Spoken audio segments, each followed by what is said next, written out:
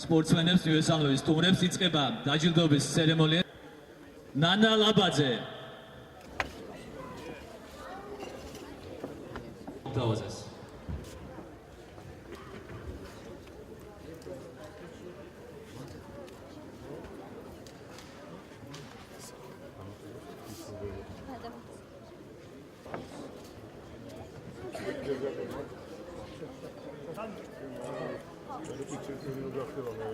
კიდევ ერთხელ დავაყენო ჩემი პატარა სპორტსმენები. მესამე ადგილი თამაზ არძენაძე. პლანიალი თხოვთ მივესალმოთ ჩვენ სპორტსმენებს.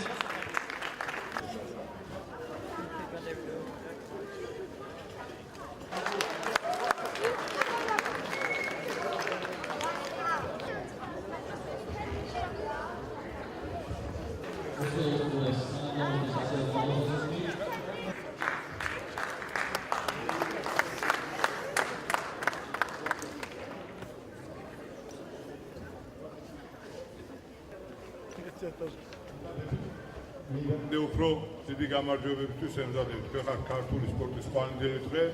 გვეიმედება ის, რომ ესეთი ვაჟკაცური სულია თითოეულ თქვენთაგანში. ის პრეზიდენტი ატონაზო ჩუბინიძეს და ყველა ფედერაციის თანამშრომლებს, მწვრთნელებს, ის პატრიოტულად ღირსეულად ემსახურება ქართული სპორტის დიდებას. адობა გადაუხადო და ამის იმედი ვარ და ამიტომაც რომ ფედერაციაში დროს უკვე ახალ დარბაზში მინდა რომ ეს დაგვირდეთ თითოეულ თქვენთაგანს. სპორტის სახეობა კონტაქტური კარატე ძალიან პოპულარულია საქართველოში. ჩვენ ყავს მოქმედი ევროპის ჩემპიონატ პრიზიორები, გვახარებს მათი წარმატება, რამე თუ სპორტის ამ სახეობას აქვს ძალიან დიდი შანსი რომ ახლოს ოლიმპიადებზე უკვე აღიარა როგორც ოლიმპიური სახეობა და ბუნებრივია გვაქვს შანსი რომ აი ახალგაზრდებისგან ვიხილოთ მომავალი ოლიმპიური ჩემპიონი და პრიზიორები. გამომდინარე აქედან სპორტის და ახალგაზრდობის სამინისტროსთვის ძალიან მნიშვნელოვანი თითოეული ჩემპიონატი, მათ შორის ახალგაზრდებს და ჭაბუკებს შორის. ეს სპორტის სახეობა წლების განმავლობაში იყო ენთუზიასტების ხარჯზე, პირადად პრეზიდენტის და მისი თანამოაზრების და გარკვეულ ვალშიც იყო სახელმწიფო და ამიტომ გადავწყვიტეთ, რომ უახლოს პერიოდში ცალკე სპეციალურად ამ ფედერაციისთვის დარბაზი მოვაწყო და გადავწყვიტეთ ისინი ნამდვილად იმსახურებენ ამას და შემდგომშიც ვაპირებთ, რომ ამ ახალგაზრდებს გვერდში დავუდგეთ და დავეხმაროთ ფუძი წარმატებების მიღწევაში. დღეს ჩატარდა საქართველოს ჩემპიონატი ბავშვთა და მოზარდთა შორის. მონაწილეობდნენ 10-დან 18 წლამდე ასაკის სპორტსმენები. მონაწილეობა მიიღო საქართველოს სხვადასხვა კუთხის წარმომადგენლება.